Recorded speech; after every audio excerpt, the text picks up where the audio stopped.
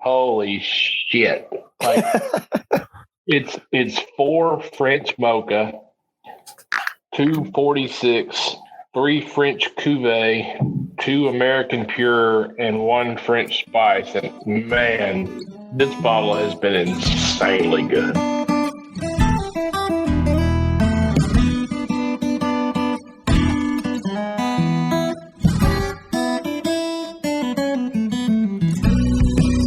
Welcome to another trip down the Bourbon Road with your hosts, Jim and Mike. So grab a glass of your favorite bourbon and kick back.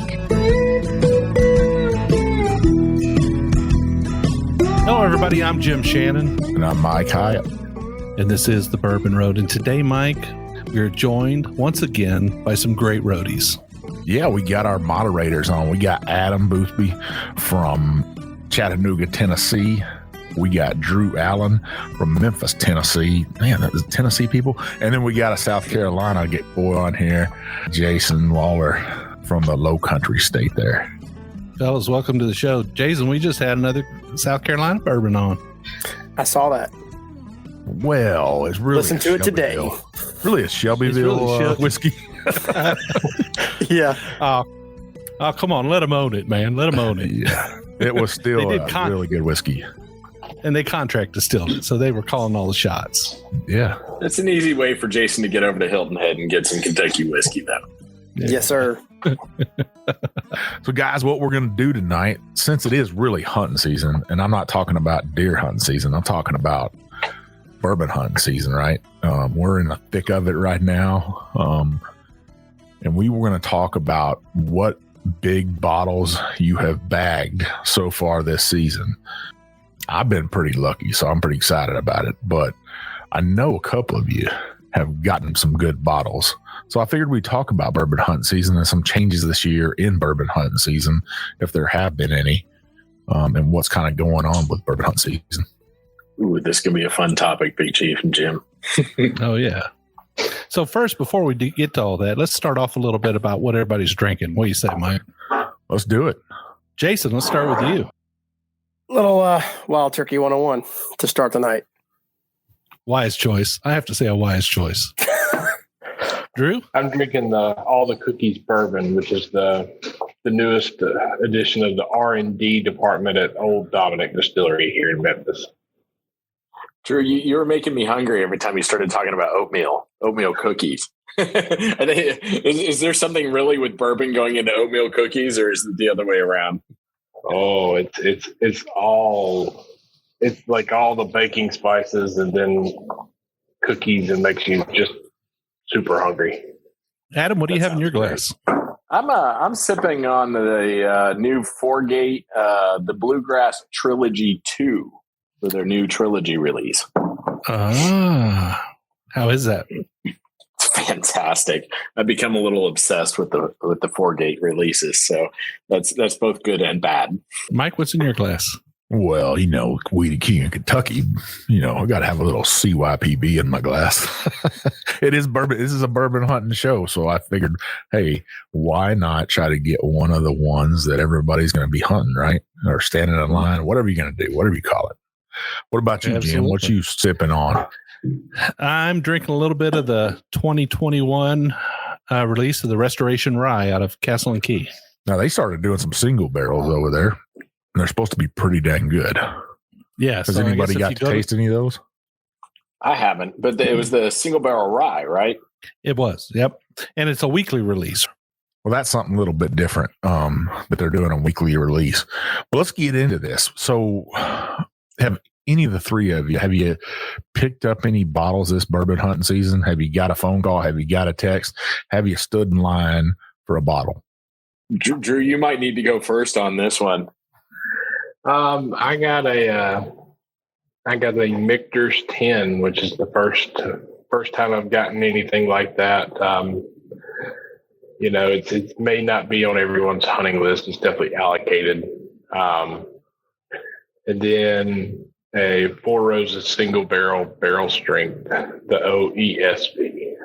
Wow. Two big bottles there, really. Didn't Buster's have a release that you managed to snag Yeah, I was able to get an OWA pick from them.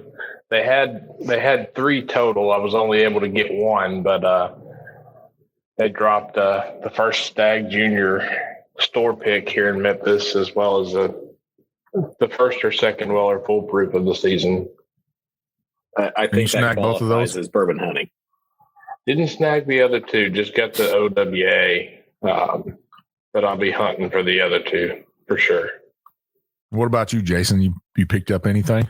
The only thing I got, which I guess is now out there for everybody, but the Mickers Toasted Barrel. Ooh, That's a nice one.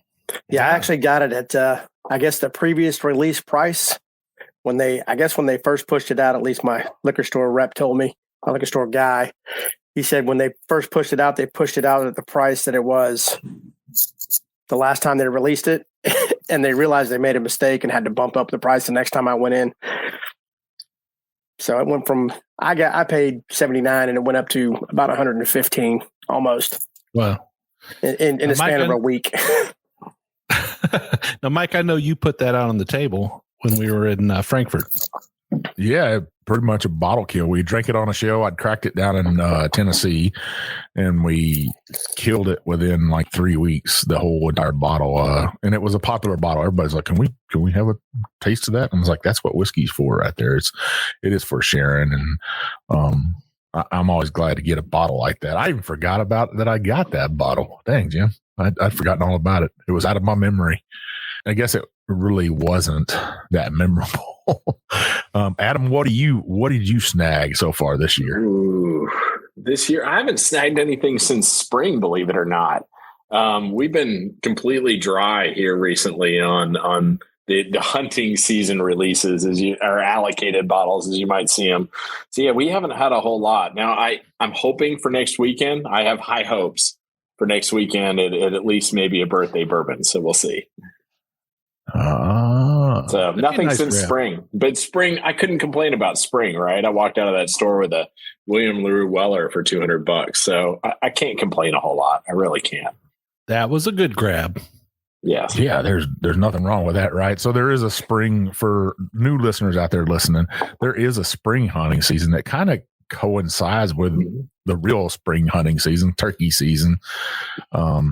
It's right around that same time. So I always got to debate what I'm going to do. Am I going to go get some bourbon or I'm going to go get a turkey? And I can just go to the store and get some wild turkey and just be happy and go turkey hunting, I guess. I mean, that's the way to do it, right, Jim? That's right. Absolutely.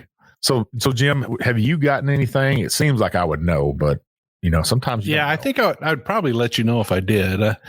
I'm thinking that it's not quite cold enough yet to go out and stand in line. I think it's got to be just a little bit colder. You got to be like 4:00 in the morning, frigid, standing in front of Total Wine, right? Isn't that how it works? Actually, I think it's all night long sitting in front of the liquor store with some of those propane heaters for, that you can pick up at Lowe's. You get a propane heater that attaches to the top of the big tanks and blows all the heat.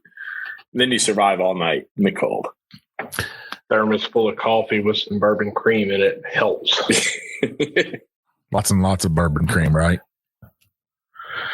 That's what me and Vivian have been going through, like pounding bourbon cream, because we just, I guess on our off days, we're off together more. And I'll come in from hunting, like real hunting, and we'll have our coffee together. And man, we went through several bottles of that. But my bourbon hunting season this year, not that I went out hunting, if I haven't stood in line or anything, but I got that Mickers Toasted. I got a Four Roses limited edition from this year. I'll call about that. I got a birthday bourbon. I got a King of Kentucky. It's hidden away from my beautiful eyes. I just I know if I don't look at it, I'll forget about it. So I don't want to touch it, I guess. I'm worried about it. If it's there, I might drink it. That's been a pretty good bourbon hunting season. And today I heard a little rumor. A little birdie told me that Kroger this year is not going to do a Pappy lottery. which I don't know if I'm excited about that or not. Well, you should be excited about that. You should be very excited about that. Well, I'm pretty excited about it. I can't tell you how overjoyed I am about that. So does this mean that Pappy could show up at any possible Kroger at any possible time? I think so. I don't know how true that is, but I trust the guy that told me that. So we'll see. We'll see how it works out. Jim, I think you ought to be awfully excited about this news too then. Yeah, I mean, I like the way Costco does it. Actually, I like the way, the manager keeps the big bottles locked away, and every now and then he'll walk out and just stick one up on the shelf at random times of the day. Nobody knows when. I think that's a good way to do it. I mean, doesn't really help me out a whole lot, but I think it's a good, fair way to do it. I don't know if that I like that, because the working guy that doesn't either leave his house like Jim, or a guy like me that's stuck in an office for 12 hours, we don't have that opportunity to, I'm just talking about the average Joe guy out there working, right?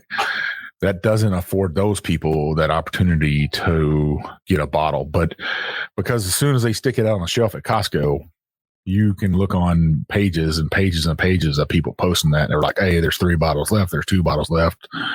There's no bottles left. You guys that are working, too bad for you. That's one bad part of it. I guess the good part of it is no lines, right? Yeah. I mean, I like that. I loved how Four Roses did it this year. With their lottery, it was online lottery. And me and Jim didn't get picked for it. I think all you guys put in for it, right? Oh, yeah, absolutely. I didn't. You didn't put in for it? Was it the thing about having to pick it up at the distillery? Was that the major factor to you? Yeah, definitely for me, just because of the distance. You could have mailed me your driver's license. I could have walked in real quick and flashed it real fast. Right. I liked how they did it. That seemed fair to me. But, there's always the guy out there that hasn't figured out how he enters 50 people from his family, and luck of the draw, he might get 2 of those. I don't know how many times you would have had to enter to get that. But to me, it seemed fair that way than the ways of past, where people would just line up for a day and a half out there, parked in people's yards or blocking off that road. And I've heard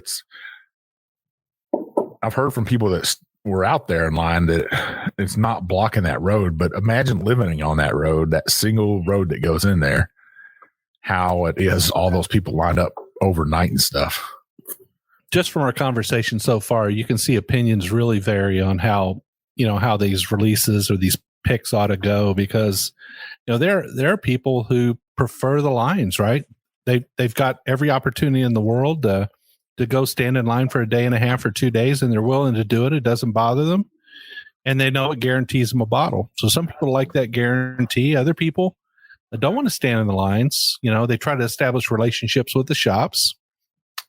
Some people like the lotteries because they get an equal chance with everybody else. So I guess there's a wide variety of methods, and there's good and bad to all of them. There are definitely so many different methods. Even outside, I think about the lines outside of Old Forester and the people gathering out there. And if that's what people are able to do and it guarantees them a bottle, I think it's fantastic. One of my ways around here is honestly the only way to get bourbon hunting season or allocated bottles is to sit out overnight at some of these stores that do decide to do what they call a bourbon drop. And they do a few in the fall and they do a few in the spring, and that's kind of it. And so I don't mind going out and sitting out overnight and, waiting for something that might be on a list that I really, really want to get and try. For me, it's a lot of fun because we all get together and we all share different bourbons with each other. So you get to try things you haven't tried. We play soccer out in the parking lots and football and everything else, and we have a really good time. And, so sitting in line works as opposed to trying to build relationships around here. The ones who aren't doing the drops and holding those bottles to them, they're basically putting them out in the shelves, but they're at above, what you might refer to as secondary prices. So, regardless of building a relationship or not, you're not going to get those bottles for anywhere close to affordable. And that's another thing that I failed to mention. Then you have the shops that hold the bottles at extravagant prices, you know, whether it be $200 for a bottle of Weller Green Label or whatever it is. But there are people who say, you know what, I don't care what it costs. I get to go there and I get to buy what I want when I want it. Yep. I've got the necessary funds to make that happen, and it just doesn't matter to me. So many perspectives on it. And I'm not going to say anyone is entirely wrong, but they certainly cause a lot of debate. That's true. I mean, I don't know one is better than the other. You know, the standing line of the shop. I think the shop is probably great for the shop because you get customers that come in there to a shop and buy more whiskey, right? Or you have that opportunity while you're sitting, you're thinking about, oh, well, I'm in there, I'll go ahead and grab another bottle. And for the shop owner, that's a bonus. I'm sure, Adam, you've been in there and like, oh, I'm here, I might as well grab that, right? Oh yeah, absolutely. Sometimes you go in, you know, hoping this roaming around town, trying to find something you'd really like to pick up and try. And, you know, then they randomly have a different bottle that you haven't seen yet and you get to snag that and pick it up. And, you know, so yeah, absolutely. Just knowing that some of the shops will carry, or at least periodically will get into inventory some of these bottles that are a little bit harder to find that you're looking for, definitely causes you to pick up an extra one. You know, and sometimes they'll recommend stuff too. You know, it's never so bad when you go into a shop and, you know, somebody says, hey, yeah, you know, we have this. Hey, have you noticed, you know, we have a yellow spot Irish whiskey over there too. You know, that's great because they pointed me towards something new that I get to try that I've never tried before. And they just happen to have it. So I think it's a win-win for everybody in some cases, depending on how it all goes. Now, Drew, you got that Old Dominic release, right? How many people were in line for that? It was about, I don't know, like 25, but they dropped it before work was over.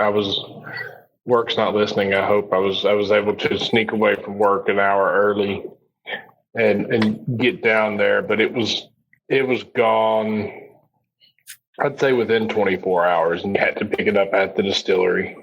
And, you know, the distillery is right downtown near Beale Street. It's a packed area. It's really busy, a lot of tourists.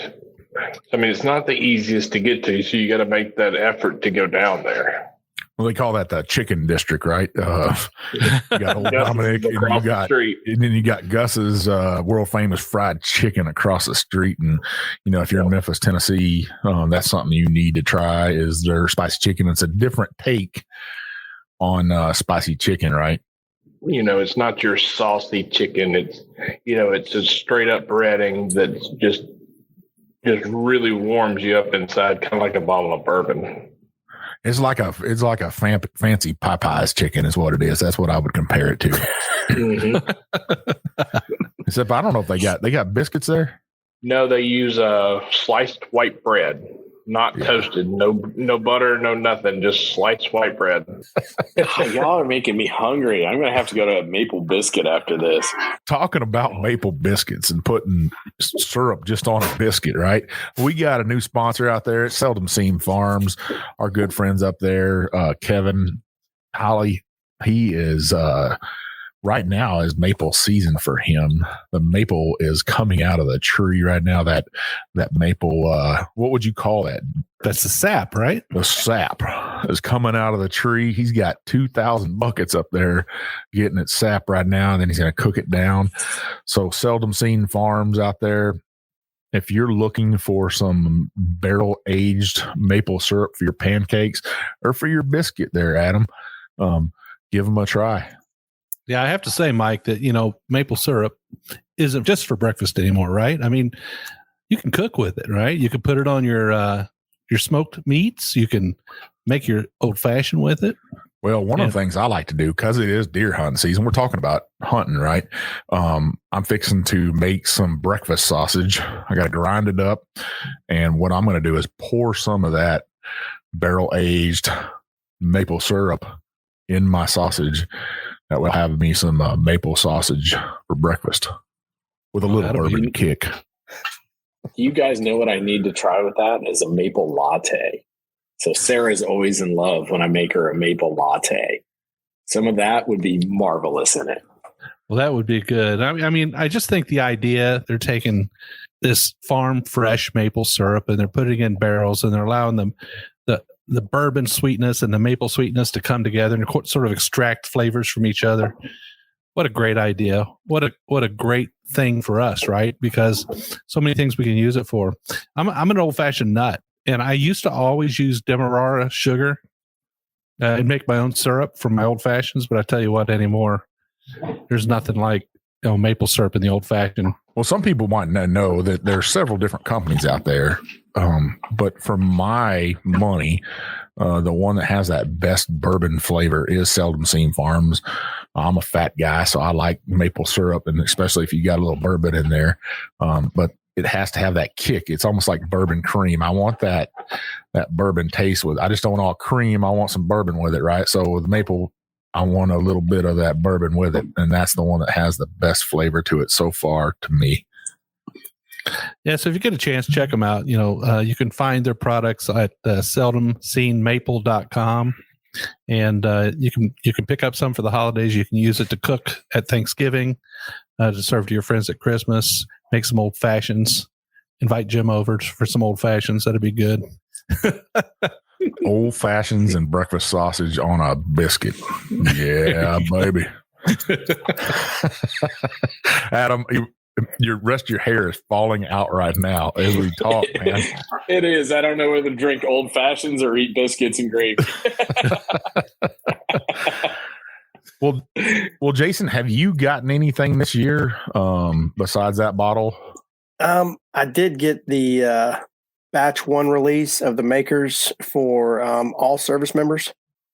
Yeah, that was a nice bottle from my local Class 6. So that was really exciting. The fact that we actually got it, and Fort Jackson's Class 6 has really come a long way in the 2 years plus that I've started drinking bourbon. I mean, I've been able to get Elijah Craig Toasted barrel proof there, that Maker's Mark bottle, and now pretty much every time we go, I can at least either snag a Buffalo Trace, sometimes an Eagle Rare, but now they make you sign up. So you put your name on a list, and if they get it in, they'll call you and say, hey, do you want one? You say yes, they'll hold it until you can come pick it up. Well, we've talked about Class 6 before. Why don't you explain to the listeners what Class 6 is and what we're talking about? It is the military's version of a liquor store. It is in supply channels, Class 6 was your alcohol. So non-essentials, right? Yes. Non-essentials. There's 9 classifications of supply, and Class 6 was non-essentials, which was your alcohol and liquor. I'm not so sure I agree with that, though.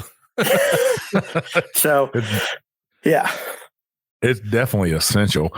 Now, Drew, you picked up, you were like one of the first people to get Maker's Mark, no doubt Maker's Mark, right, with you. The Fay 02. You were like one of the first guys to get some of that. And me and Jim were lucky enough to get a bottle to do a review because of you standing in line. We let them fairies out. Yeah, that was a lot of fun, and the tour that came with it, getting to taste it, during their normal tasting, along with the standard Maker's Mark cask strength, the 46, and then of course the White Dog and the standard issue Makers. It was a really nice way to do things out there. They've got a great program, especially for the ambassador program. Once your barrel is done, they really treat you well even after your barrel is done. They give you a lifetime discount, lifetime free visits out there. Usually you get a Christmas gift every year. They really roll out the red carpet, and the FAE 02 release was nothing different. I brought home as much as I could and kept a few back for myself, but kind of gave it to friends that probably wouldn't get it, especially here in Memphis. We barely saw it hit the shelf. Well, you did what Roadies do, right? And that's share your whiskey. Absolutely. Well, Mike, I'm hoping that we're going to get back down to Maker's Mark again real soon. I mean, we had an opportunity, but things didn't quite work out. And hopefully it's going to work out again for us here, probably after the holidays. Yeah, it's just a busy time of year for everybody. The distilleries are definitely busy right now. We're definitely busy with family. It is we're talking about bourbon hunting, but it is really hunting season. That's a big thing in my house. And I've been very fortunate this year, and but it's just it's a busy time of the year. Holidays are big. I'm going to miss Drew because we're going to be down in Memphis and Drew's going to be in Buffalo. We thought it would work out where we could have dinner together, but we're going to be passing each other in the night, I guess. Yeah, speaking of bourbon hunting season and Drew being somewhere else, I texted him the other day and said, "Hey, we're having a bourbon drop here on a certain weekend," and he texted me and said, "Oh no, I'm going to be in Ohio." So Drew's missing out on things. This is the land of Weller up there. You'll find something. I think we've all put in a case order of Weller 107 with him. I switched up what I'm drinking. And last year, a 5-gallon bucket showed up at my house in the mail. Not the regular mail, but the bourbon mail, we call it. And I'm drinking on this 9-year-old Old Fitzgerald right here. I still got a little bit left. That would be something somebody would go hunt right there. Old Fitz bottled and bond. What do you think, Jim? Yeah, I think so. Yeah, that makes me good. That's not rye whiskey. No, it's good. No, I tell you what, I love the Old Fitz. It's got a grand flavor. It's got a little bit of spice on it. It is soft up front, but it is definitely got that little bit of spice on the back, and I like it. Now, Adam, you are a wealth of knowledge on Old Fitzgerald bottle and bond, right? How many more years of this bottle do we have left, if any? Next year, so through the end of 2022. So the original statement from Heaven and Hill was that they were going to release the decanter series for 5 years. So if you count the first year of that, which was that 11-year release, I think they released in spring of 2017, that would make fall of 2022 the very last release of the decanter series. So what I'm curious about is what are they going to do with Old Fitz after the decanter series ends? Well, they might need to make some money because they got their union contract signed. They had to give up some more money, but it's signed, so the doors are back open.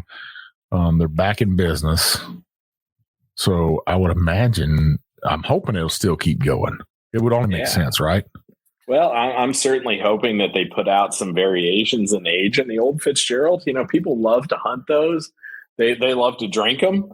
They love to collect them. So you got all kinds of people out there when it comes to that decanter series. But, if their original statement's right and people really want to try to get a hold of these to have and, drink through them and have one of those. I mean, the decanters are gorgeous. So you empty them out and you can keep them and put other things in them. People look for them. Definitely look for them while they're on the shelves because there's the potential of the news was correct at the original release that these will be gone after next year. Well, And another way to look at it is a lot can change in 5 years, right? So who has that crystal ball 5 years ago in 2017 and knew exactly how long they were going to do this? They may rethink it, right? Yeah, they certainly might if it's a moneymaker. At the same time, you got to think these distilleries are sitting on stocks that they have to plan far out in advance. So, it's very likely they said, hey, here's what we can go through these various age iterations. You look at them and they released a 16-year Heaven Hill distillery only release. How much of that older stock can they go through and keep out there from the 15, 16, 14s, the various ages? So, yeah, who knows? It's kind of a guessing game, but all I have to go on was that original news statement back in 2017. Well, I'm going to hang on to the rest of this 15 somebody sent me. I think it was you, Adam. It's good stuff, isn't it? Yeah. I haven't opened it yet. Yeah, I'll be honest with you. I'll be honest with you guys that the 15 was my absolute favorite. I mean, absolute without a doubt through all the iterations, for bottles that you're looking for and that are hard to find, that 15-year-old Fitz was fantastic. And I think Big Chief might still have a little bit left in a bottle somewhere. No, he's drinking all that. So I've got the samples of the 13 and the 15 here, and I'm saving them for a special day. Mm-hmm. I don't know. There's something about weeded bourbon in my house that for some reason it just disappears. Maybe it's those damn fairies that we let in here and They're just drinking it. What do you think? Jumped out of that Maker's Mark bottle and drinking all your whiskey. That's something you've been kind of mentioning talking about Old Fitz, guys, is, what do you do with your allocated stuff or your bourbon hunting season stuff? I don't know what you guys want to call it here. There's not really a good word for it, other than the fact sometimes it's hard to find, right? But I love to share that stuff. And I've sent bottles of the Old Fitzgeralds to a lot of people around the country, some guys down in Texas and like that. Big Chief, I know you shared some, you left your bottle of Old Forester birthday bourbon with the good folks at Leapers Fork Distillery and just left it there. So just kind of curious, what do you guys do with all of your these bottles that you really you took some time to find and treasure, and, are you sharing them, saving them for family? Yeah. So, at least with me, I have a group of about 10 to 15 friends that live within a mile of us. And every second Tuesday of the month, we get together and we bring 1, 2, 3 bottles to somebody's house. And, we might finish off a bottle that we just cracked that night, or we might just taste around. Typically the wives tell us, 7 to 10 p.m. It usually runs till about 12:30, 1 o'clock in the morning. Luckily, we all live really close and we can catch a ride home. But that's what we do here. We open and we share. Last year, Memphis had a crazy snowstorm, and I just took the bottle of bourbon out. I didn't have a snow shovel. My neighbor came over and helped me. He had a snow shovel, and I brought out the whiskey, and everybody that came over and around the house, we just started passing around the bottle. That's what bourbon's all about, is the sharing, meeting people. And I think Jason, you've picked up a few things that you've saved for special occasions, right? Definitely. Whether you be your brother or I think your family, you've hosted some individuals and you saved some things to celebrate. My brother-in-law, who lives in St. Louis, he was here earlier this year, and he stopped by just before his birthday. And loves bourbon. His go-to is Eagle Rare, and he said, "I'd never had the birthday bourbon. Can I try it?" Definitely. It's open. It's on the bar. Grab yourself a Glencairn and pour yourself a sip. A sip or a full pour. I don't care how much you pour. Just try it. It's those moments that bring people together. And make it all worth it. I'm making notes here, though. I'm just planning on being in Memphis on the second Tuesday every month. There you go. You have a big chief, Jim. Right. That's what everybody at Leapers Fork was shocked that we just left that bourbon there that night. And we were just like, there was a guy there that he didn't even work there. His son worked there. His son is one of the mash cooks. And he was like, "I've never had some of the stuff you guys have over the table. Would you mind if," he's like, "I hate to ask you, but would you mind if I tasted some of that stuff?" And I said, "Hey man, have at it, man. I don't care." It's just really, when it boils down to it, it's just whiskey. It's just bourbon. It's not more important in life. And it's better shared with friends. And, I think Jim knows that I've never met a stranger before. And so a good way to open those doors, right, is to say, "Hey, would you like to share some bourbon with me? Would you like to break some bread? Let me open up the doors to you to this new world, and to taste some really special bottles that are out there." So I just think it's so neat right now that, like, Drew, you went to Old Dominic and they're starting to do releases. These craft distilleries are getting into these releases and people are starting to seek it out. I mean, like, really, really seek it out. Like, I because of Adam, I was lucky enough, because I left a bottle over at Jim's house, and I don't even know if there's any of that left of the Legends weeded. You still got some of it left back there somewhere? Look at that.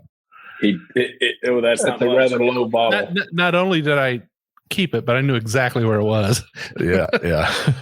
But I got a full bottle of it right here in front of me, because of guys like Adam that share bourbon. I just can't tell you how blessed we are to be in this community and how open armed people are. And I think that's another thing, Adam, you were talking about, setting out there. The camaraderie at those events are just absolutely amazing. It really is, Big Chief. When you stop and think, and some people, I've seen plenty of stuff over social media where like, oh, look at those guys sitting outside. What a bunch of idiots. I can't believe they're wasting their time. But, in the small local ones that I've sat in at, man, I meet some of the greatest people ever. And the fact that we all share these bourbons and oftentimes are ones that we've never been able to try or haven't tried before, it creates a bigger family in that way. So it's not just about sitting outside waiting on a release to happen. It's sitting outside, trying things, sharing our experiences, our thoughts on bourbons. And, we end up, of course, by the middle of the night, you're talking about what's going on with your family and everything else. So yeah, I've got people in my phone that I've specifically met at bourbon drops, sitting outside and waiting. And that kind of revolves, it's the fact that, we've shared, and as you said, we broke bread together and everything else, but we also help each other. So, when for my friend Tommy knows that, hey, I was looking for a Penelope toasted bottle. And the first thing he said to me was, I'll be sure to look out for one in case I find one for you. So it makes the bourbon community stronger and better in some senses. That's the way it's supposed to be. I would say, we just did Bourbon on the Banks, and we knew Kevin was coming on as a sponsor, right? From Seldom Seen Farms. We knew he was coming on to sponsor already, but he was there. We knew he was going to be. He stayed at the same hotel with us. Pretty much was eating breakfast with us, right, Jim? That's right. But he came down to the tent and he was like, hey, could I try some of the bourbons you guys got on the table? Hell yes, absolutely. You can open up any bottle you want over there. That's what we brought it for. This is what bourbon's all about. We thought we brought some pretty special bottles to that event for people to try. I didn't bring birthday bourbon, Jim. I didn't. Yeah. That's because you left it in Tennessee. You had enough there that people really wanted to come in and try them, so that worked out pretty good. And thanks to our moderators for sticking by us that day. I mean, we must have had 100 to 200 new roadies sign up in one day, and you guys were approving them as fast as they got on there. So I think Drew and Jason were all over that. Yeah. We even had some family members come in there, right? Because Jen's brother was there. Yep, he was there. And what he have to report back to you? I'm sure he said something. Oh, he had a great time. He absolutely thoroughly enjoyed the entire day. No complaints. No, just had a blast. He was really impressed with the whole setup, the way everything went. He was shocked that the bourbon was as free flowing as it was. Don't get me wrong; he wasn't complaining because he thoroughly enjoyed everything that was there. Yeah, he loved it, and he's actually what made Jen and I talk about, because I'd mentioned to you guys before coming back in the spring. I think I would rather come back during that festival because there's more to do at that time of the year than in the spring. So we've already kind of got it in the back of our head that that's when we want to come back to Kentucky for our second trip, is for specifically Bourbon on the Banks. Cool. Well, Mike, I think we're up against our break. I think we should probably take a few minutes here and refill our glasses and come back, and we'll continue this conversation. What do you say? Yeah, we'll see if anybody pours anything new in their glass, because I'm just pouring all kinds of stuff over here. Yeah. All right.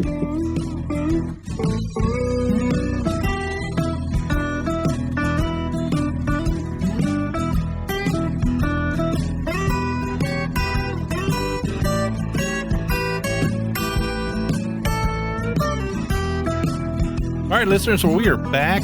It's the Bourbon Road, and we've got some roadies in the house. We're doing an episode on bourbon hunting and what's on your shelf and whatever else we want to talk about, right, Mike? Yeah, I mean, heck, why not? Hey, fresh off the press, Jim just sent to me, our good buddy up there at Seldom Seen Farms. This next week, if you really wanted to get some of his bourbon barrel aged maple syrup, new riff up in northern Kentucky. They're going to be getting a shipment of it, and a Bluegrass Distillery in Lexington, Kentucky will get a shipment of it. They'll be selling it in the distillery.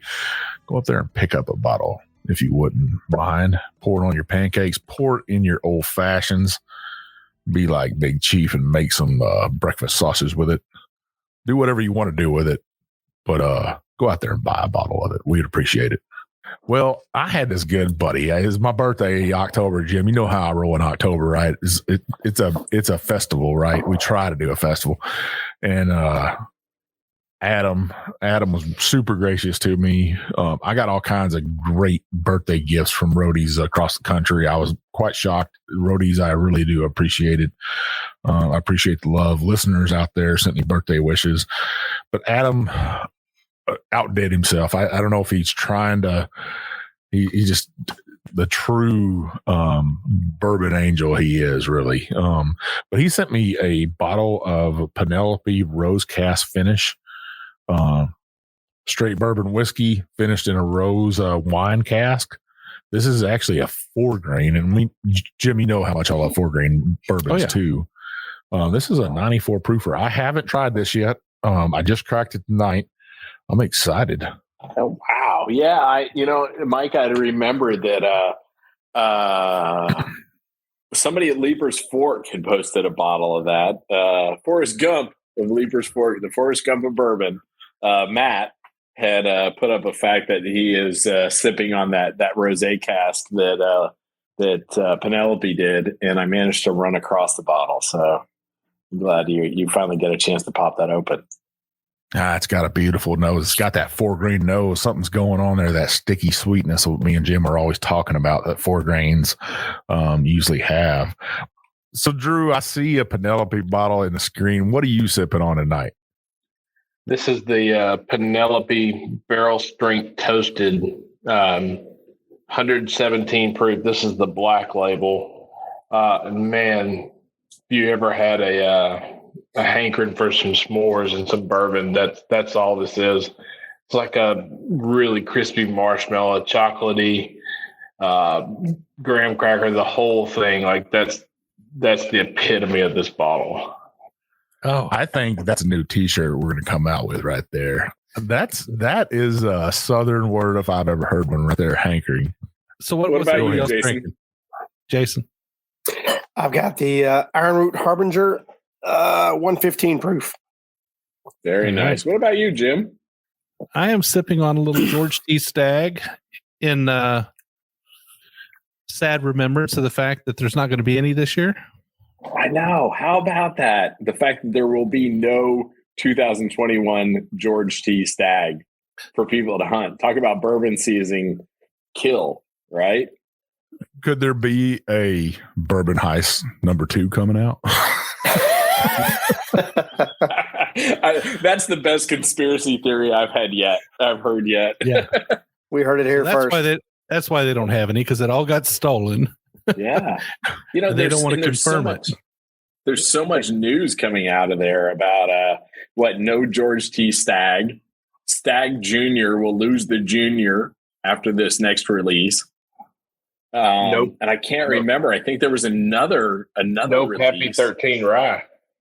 And no Pappy 13 Rye.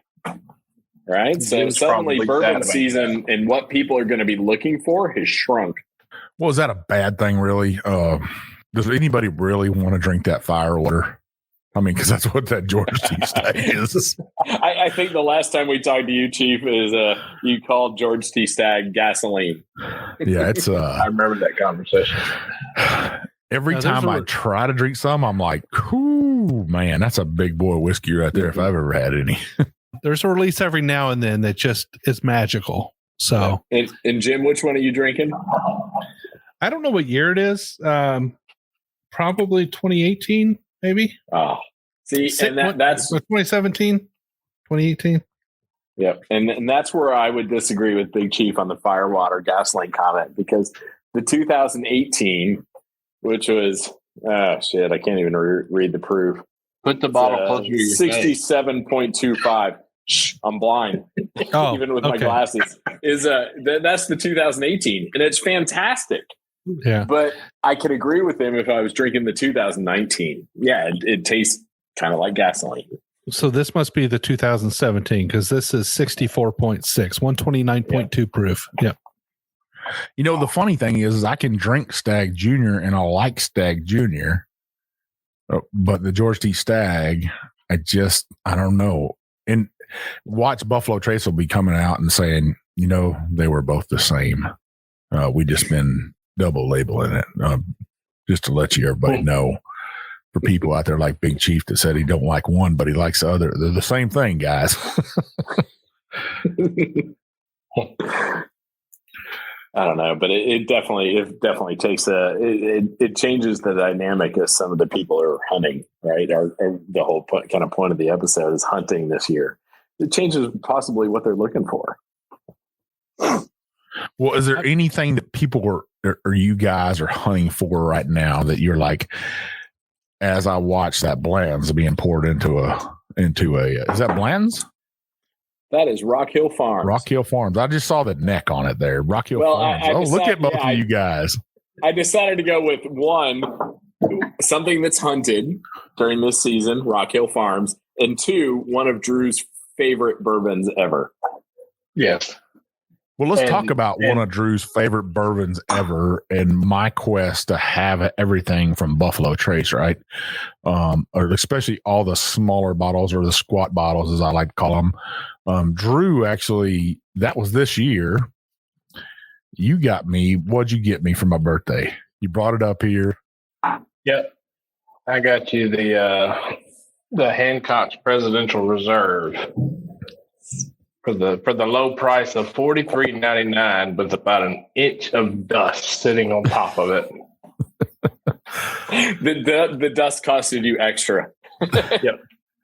But what a bottle to get, kind of finish out my I wouldn't call it collection because they're all open. They all got drink from.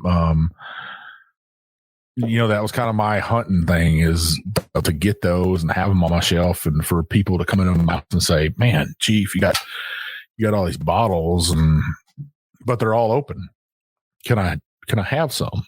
And that's always my first thing. If it's open, have at it. I'm probably not going to crack. There's a couple bottles that are sitting on the shelf that won't get opened up because they're just waiting for that special occasion.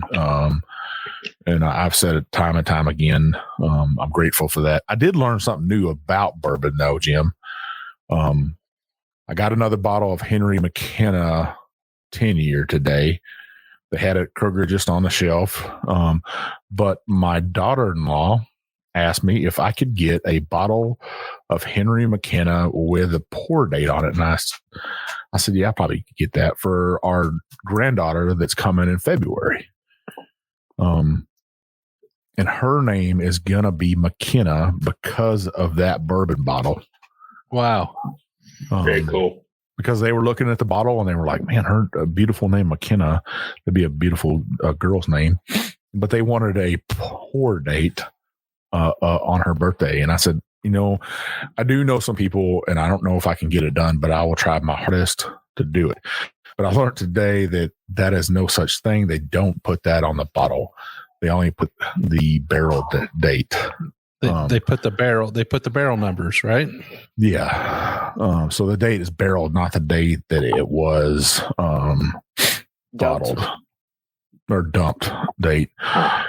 So I don't know what I'm going to do for them. I do know this. I got a girl at work that crochets, and she is making a Henry McKenna colored little baby blanket for McKenna.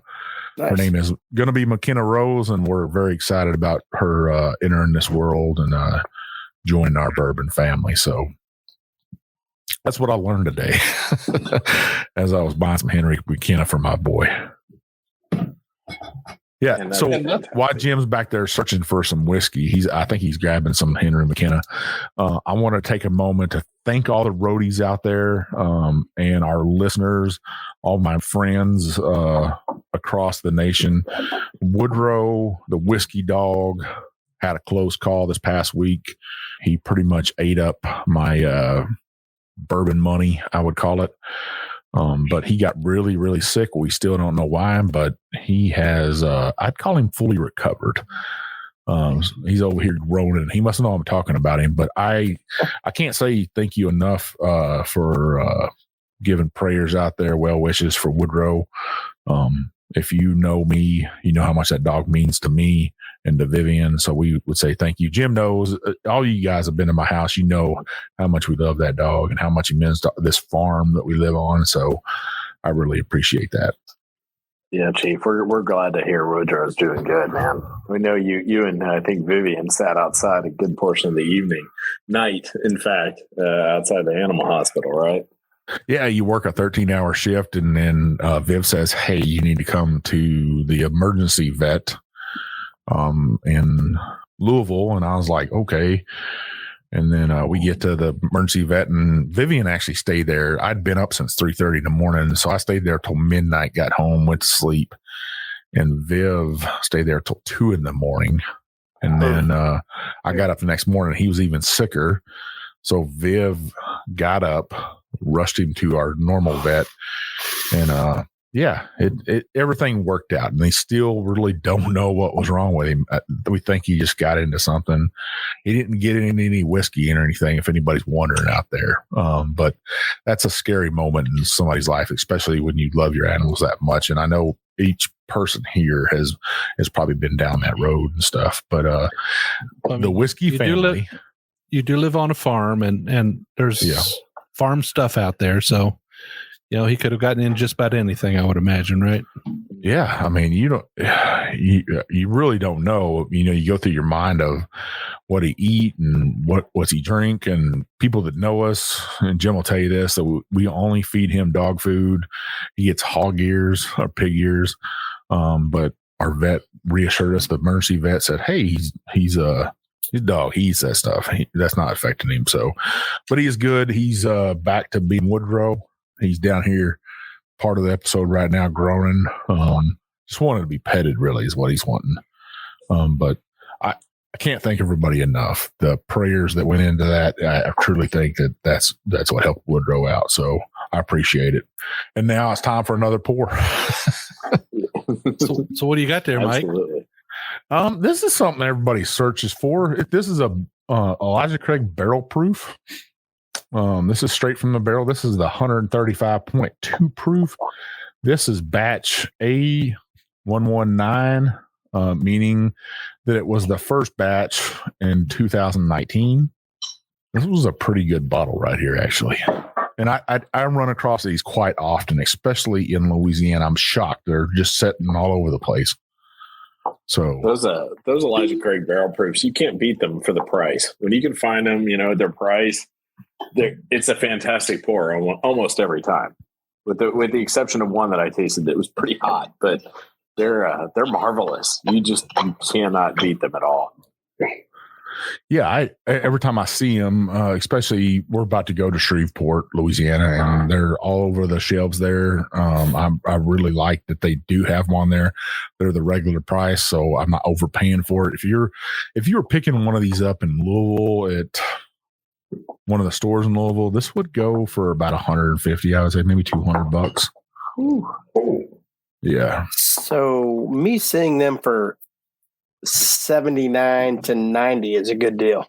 What do you say, Adam? Because you really know your bourbon prices. You know what's stuff's going. I say at 79, it's an absolute buy. At 90, if it's a family store, you're local, and you've been buying other stuff from them, absolutely. I mean, it's barrel proof. It's almost always has an excellent taste. Absolutely, why not? Yeah. And I'd say this too is just wait, guys, till the single barrels start dropping of the Elijah Craig barrel proof. They're marvelous. They're absolutely fantastic. So and well worth the buy. Well, see, here's my perspective on the whole bourbon hunting because of the state that I am in and the ridiculous prices that they charge for said allocated bourbons during the bourbon hunting seasons, not just this one, but the spring also. I do whatever I can to try and find comparable bottles at a reasonable price. Mm-hmm. Just as an example, and Drew and Adam, I've said it 1,000 times. When you go into a store and they have the E.H. Taylor 18 year and the price is $29.99.99. Lord. And somebody bought it. Somebody bought it. And you're like, for a $70 bottle of bourbon, no, not going to do it. And I try to steer clear of that store unless I absolutely have to go into that store. Because it's one of the local box stores, if you want to call it a box store. It's not name brand across the United States, just in this state. So I found a guy across the street from me that got in Jen's favorite, the very old, very small batch Jeffersons, and sells it to me for $30 a bottle. He got it the early times bottled in bond for me, just for me. I asked him to get it in. He got it in. Every time I go in, hey, this is what I got. This is what I got. And believe it or not, he's like the smallest store you could possibly think of. And he has every single SKU of Four Roses. So the distributor rewarded him last week and gave him the limited release 3 bottles.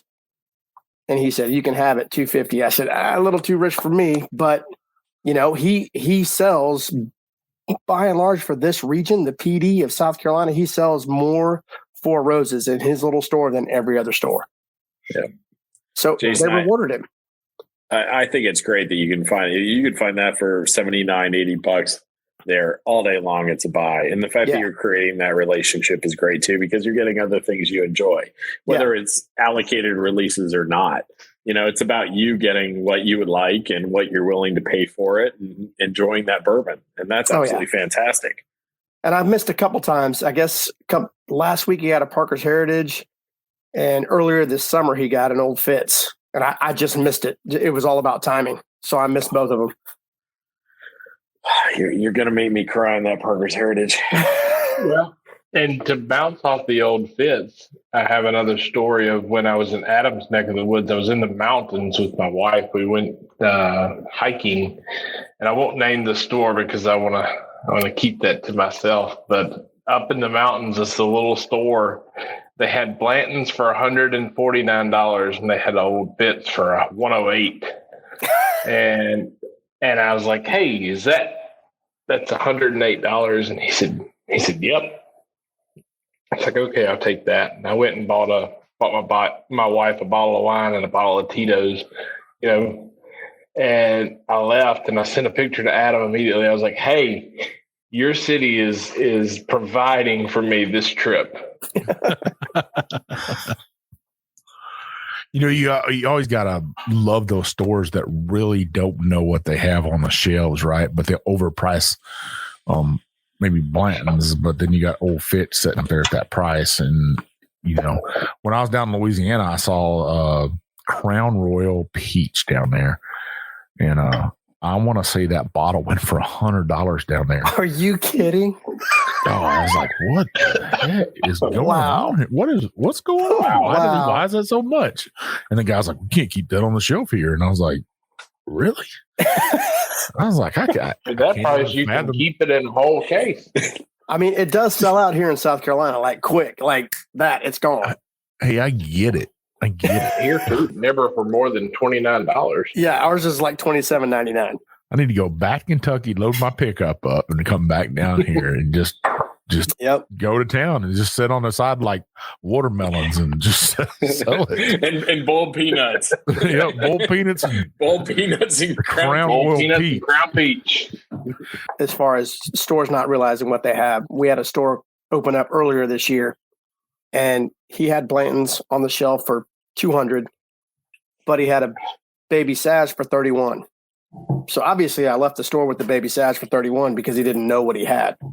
Well, you always got to wonder what people know what they have and they don't. Right. Like, you know, you go to New Orleans and you see a bottle of Blanton's for $1,000 and it's just a regular bottle of Blanton's up on the top shelf. And I'm like, yeah, we can't even afford a sandwich in this place. I might as well walk out. Yep.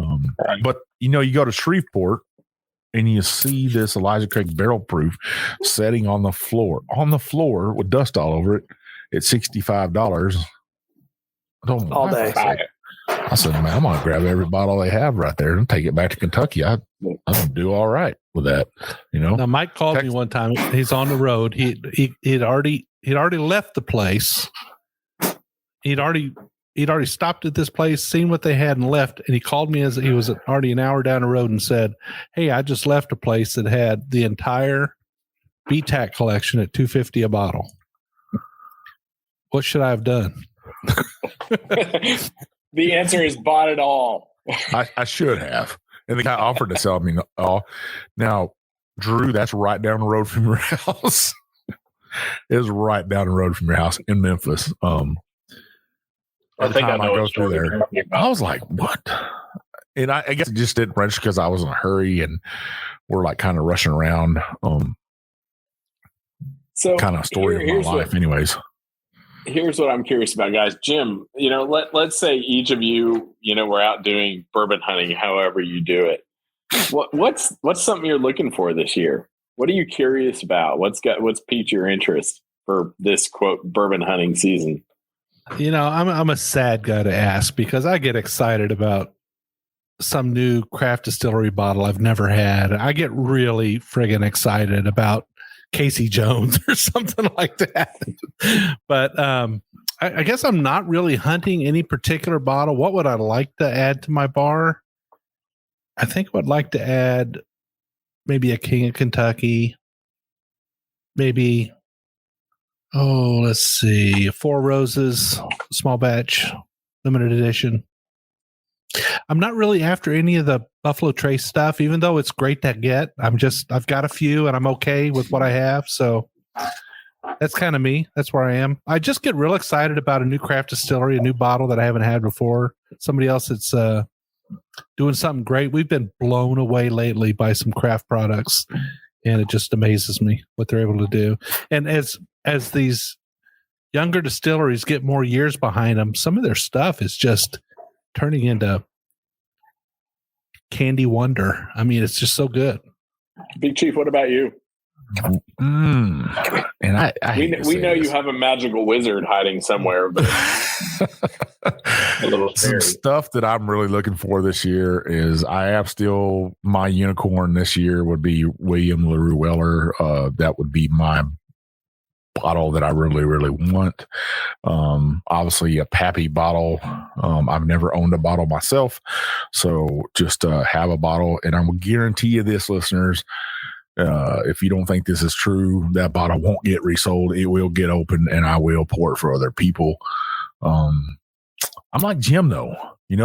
Some of these craft distilleries out there, I get really geeked out that we get whiskey in the mail and I get to open it and I get to taste it. And I'm like, damn, that's good. And me and Jim will look at each other and say, oh man, I can't wait to get this again. We got some that's sitting on a shelf up there, upstairs right now that I just, it's taking everything I can take not to open it up and go ahead and taste it. So those craft distilleries out there are rocking it. They're killing it. I'm going up to Pittsburgh this week, and I'm super excited to go to a craft distillery. Going down to Memphis, I'm going to stop in and see our good friend Alex Castle, taste some whiskey down there on my trip back. And I'll get to sit down in there and talk about those things with Jim and say, man, this stuff is really good, Jim. We're getting this distillery right here and give him my take on it and stuff. But I was really excited about today's review. We reviewed a whiskey from our hometown, really, our hometown distillery, and it was pretty damn good. Was it $100? It was, but that bottle it was in was a pretty special bottle, I guess. And the bottle probably cost them a little bit of money, so I understood that. But Jeff the Creed Distillery, they actually just released their high rye bourbon. It's a bottled bond, and I can't wait to open it and try it and see what it tastes like. Yeah, Jim's holding up the Johnny Fever right now. Yeah, it's got a shotgun shell on top of it. It's a nice bottle, dark too, right?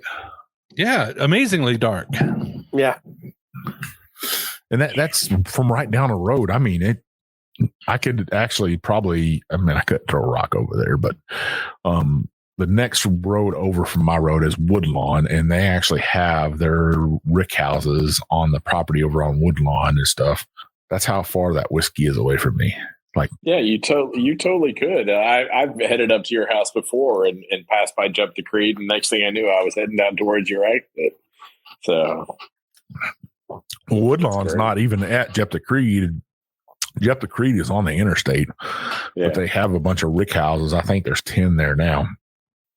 Right across the creek, really, from my house. I think me and Jim figured out it's less than a mile from my house is where their real rick houses are. They got other rick houses at the distillery, but the big rick houses are there, and that's where that contract distilled whiskeys sits at. So it just kind of geeks me out. But that's what I'm looking for, Adam, is I'm looking for that next craft distillery is going to blow me and Jim's mind. Me and him, like he said, we'll be in a bar together, and he's like, "Hey, Mike, let's try that right there." And I'm like, "Okay, let's do it." But then you'll taste it, and you'll be like, "Man, that's pretty damn good.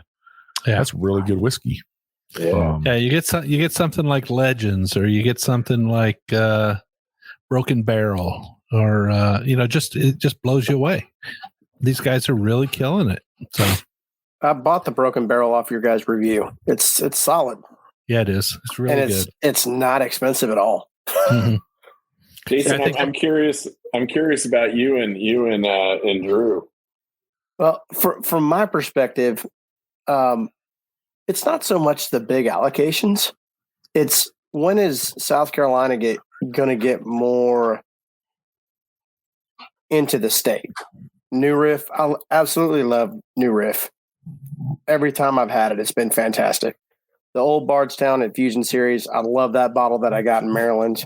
The Stellum bottle that I got in Maryland was amazing. The Blue Note 9-year that I got in Georgia was amazing. But I have to go to these other states just to get it because we can't get it. They haven't opened up distribution to South Carolina yet. Yeah, see, and my brother-in-law got me one of those. What do you guys think? Should we mail this to Jason? And my brother-in-law is actually bringing me one from Maryland because there's one county in the entire state of Maryland, Montgomery County, that sells New Riff. And him and his girlfriend went out of their way driving back from here to go pick me up a bottle. But the Blue Note 9 years, amazing. It's so good. And we just can't get them here. I just wish there was more distribution to the state so I could get more of those. That's the hardest thing about it is we're very limited here in what we can and cannot get. Like I said, I have to drive an hour one way, once to either north or to the east or west, actually, to get Iron Root because it's only at 2 stores, Total Wine. That's it.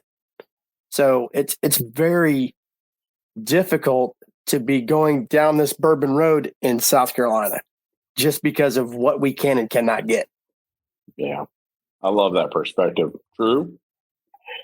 So with me, I'm hunting pretty much 2 bottles, and I honestly owe them. Both of the times I've tried them have been with Mike and Jim.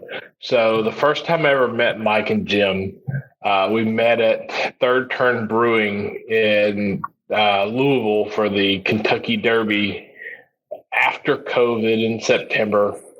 And we all had a few drinks. And me, Jim, Big Chief, and Jordan Riley, another roadie, went to the whiskey bar next door. And I got to try split a Midwinter Nights Dram with Jordan Riley, and man, it's like I feel bad that I always forget about it, but I've always wanted one. It was just such a solid bottle. And then there you go. And then the other bottle, Big Chief introduced it to me at the Kentucky Bourbon Festival. I don't know how he got it. We won't talk about that, but the Four Roses limited edition, man, it was That was such a solid bottle, and those are the ones that I'm looking for this year. Those are, like I said, I owe both times I've tried those bottles to these two guys, and the first time I met Jim and Big Chief, they didn't know me from anybody. They just they opened their group to us, and we all got to hang out and get to try some things, and they've been like that to all the roadies I know. They're the true giving culture of bourbon. Well, I think that that's what it's about, right? We've said that 1,000 times. There's only one way to be. And me and Jim, as you can see in the screen right there, if listeners, Jim's got his bar behind him. We both got super nice whiskey collections. There's not many bottles that we don't get to taste, and we like to share them. It's just, you open up your arms or open up what you need to, be giving as possible. That's just what it's about. I don't know any other way to be. You see somebody that maybe not be able to afford what you can afford and say, hey, you want to try something? And that's what it was about that Four Roses limited edition. Me and Jim had already tried it. We'd already got to taste it. I got to taste it 2 damn times. And now I got another full bottle of it. And it, listeners, it really is that good. I'm not bragging or anything. I'm just saying it's a good whiskey. It's pretty damn good, no doubt. But in my mind, I want to share that with somebody else, and I want them to experience what I got to experience, and say, hey, I want you to really open your eyes. It's like this CYPB right here, right? I got to taste this before because of a roadie, because of Adam. Adam brought it to our house and let us try it on the show. And I'd never had it before. I was super excited about it. And all the people that said it tasted like crap or it was overrated or it's no good, man, I'm glad I didn't listen to those people. Yeah, they were wrong. Yeah, they are. I mean, is it worth $500? Is it worth $600? No, it's not. And you could say that, right? You can say it's not worth that, but to say you hate it because you don't like the secondary price on it, I mean, that's a different story, right? Yeah, and there's a difference, Jim. I had several opportunities to buy that bottle. I just was going to spend $500 on it. I just kept waiting. I was like, it'll happen when it happens. And if you're a listener out there and you can stand in line or you can get in the lottery or however you're going to get your bourbon, make that relationship with your store. Just wait on it. Don't overpay for it. Wait on it. Wait on that bourbon. Let other people, there's people out there that just have unlimited means that'll buy anything. That's honestly, that's okay too. I mean, if that's you and you've been very fortunate in life and you've got a very thick wallet, you can afford to pay what you can pay. Good for you. Great. But not everybody can do that. But sometimes to add to that, Jim, I think people that do that are what drive the secondary prices up so high. I mean, I know it's all subjective, but it kind of does and it kind of doesn't. You just have to take it in stride. I mean, here in South Carolina, yes, it's definitely that way. I 100% wholeheartedly agree with that because the FAE 01, the FAE 02 are on the shelf at MSRP. But anything that has Buffalo Trace in its lineage is at least a 200% markup.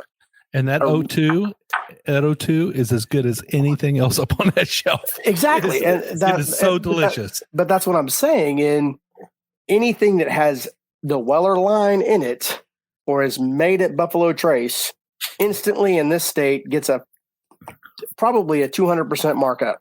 That's not just Weller, there. That's everywhere, right? Right. But and like here, Jim said, more than anything, I'd put the Maker's Mark Feo to, and this is coming from me, I'd put it up almost against any wheated whiskey out there. I do the same thing with 46 cast strength. It's pretty damn delicious. Yeah. Is there a better wheated whiskey out there, wheated bourbon? Maybe. Yeah. There's some pretty good ones. This old Fitzgerald right here. Good God. Oily, complex, everything I want out of a weeded bourbon. The Weller CYPB, it gives me a different take on weeded whiskey or weeded bourbon, right? So no, I gotta find something else. Chief. You know, that I sit around and we talk about what are you hunting, and I would give anything to have a bottle of this Balcones Texas weeded pot still, because as you can tell, there's still some left, but I'm savoring every drop of this because not only because you gave me this bottle, but because it's absolutely delicious. And for the most part, you know, even at its proof, I'd take this over a lot of the allocated and bourbon hunting stuff and everything else. But what's really neat is to hear each of you talk is the fact that there's this huge dynamic, right? It's, you know, yeah, maybe you can afford to purchase some of the high dollar bottles if the store listed at that, or, you know, you just really looking to find the next great, you know, I don't know, craft distillery bottle. Like for me, that might be the Balcones. Or you just have some on your wish list, or, you know, maybe you have drops and you're willing to sit outside, or you created relationships. And I think regardless, the end point, right, is that we're all kind of looking for that one bourbon that maybe we want or that we haven't tried. And I think that's what part of makes bourbon so much fun, right? Yeah. So what are you looking for, Adam? You didn't say what you were looking for. If I could have anything, I would probably for hard to find, I would probably say the top of my list is the Parker's Heritage Weeded release for the fall, which is the weeded. I would absolutely love to try that.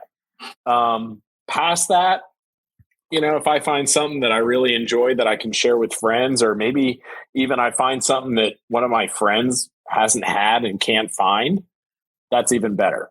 You know, for me, and I think even part of, you know, the group that where Drew and all of us kind of come from, when I look at the Roadies, part of it and something else we've all talked about is sharing. So sometimes for me, it's not just, okay, if I can't find something I'm really interested in, I'm not just going to spend the money to spend it, but maybe I have the chance to get a bottle for somebody else. So I think that's pretty cool. You know, we have a roadie who recently, and I'm not going to name names or tell them what I sent, but was recently promoted at their job. So I sent them a bottle because I think it was really cool. You know, I think they needed to celebrate that. And so sometimes bourbon hunting season isn't just about ourselves. Maybe, you know, if you get the chance to pick up something for somebody else. Well said.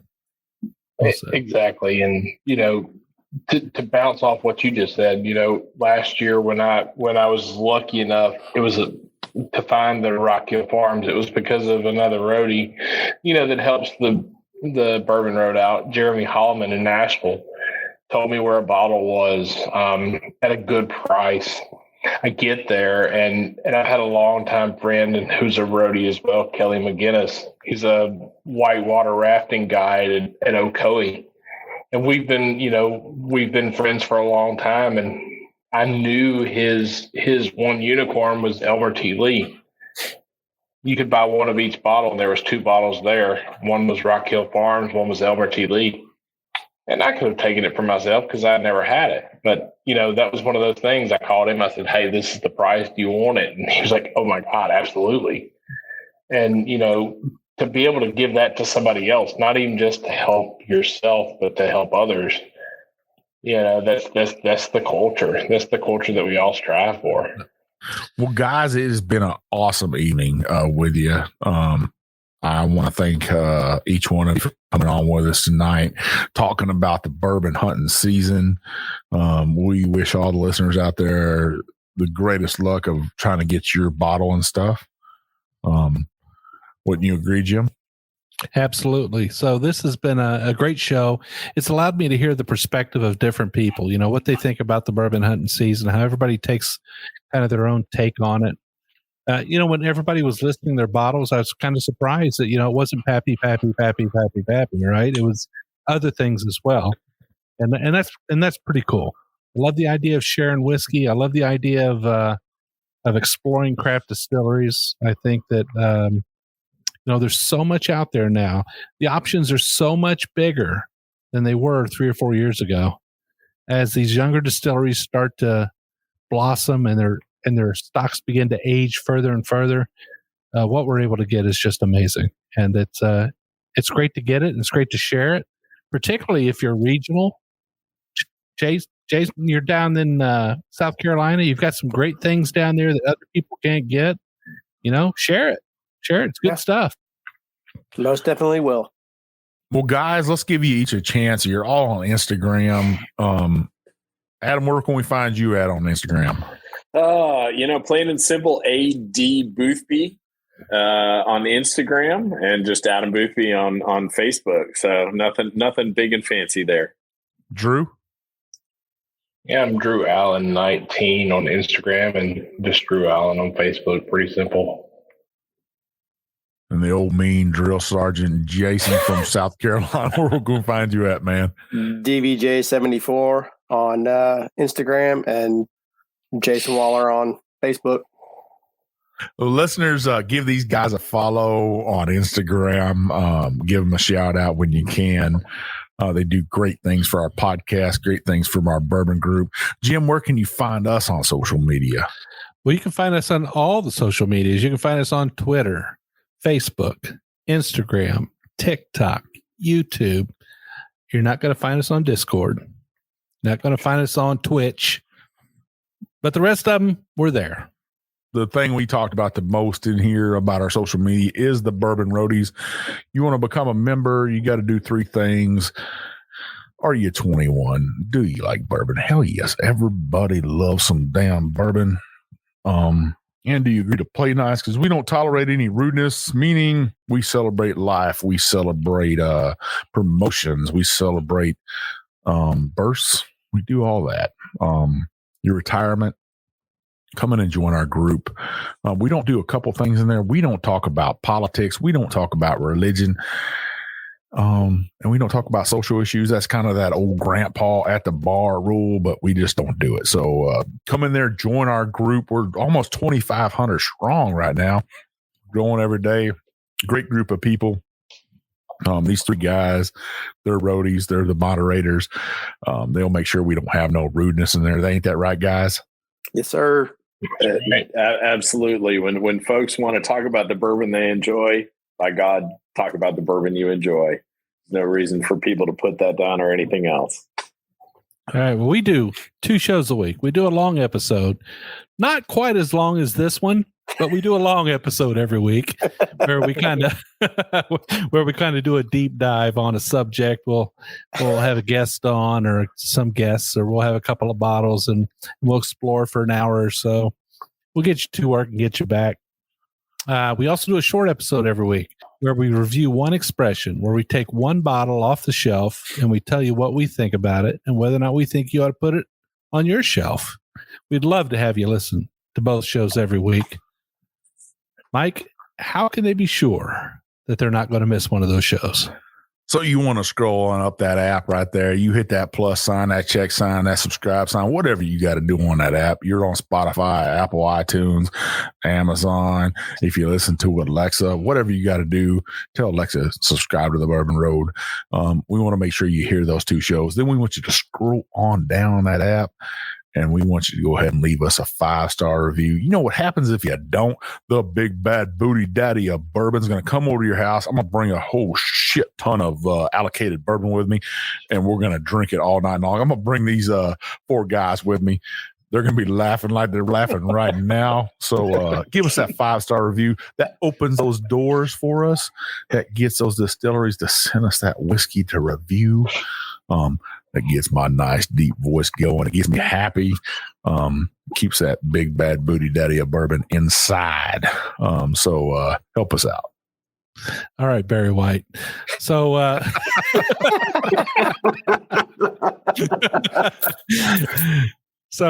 we'd love to hear what you have to think. Mike mentioned giving us a review. we also have a contact us form on our website. We also have emails. I'm Jim at thebourbonroad.com. He's Mike at thebourbonroad.com. We'd love to hear from you. We'd love to know what you think. If you've got a distillery in your hometown that you feel needs to be spotlighted, let us know about it. We'll take care of it.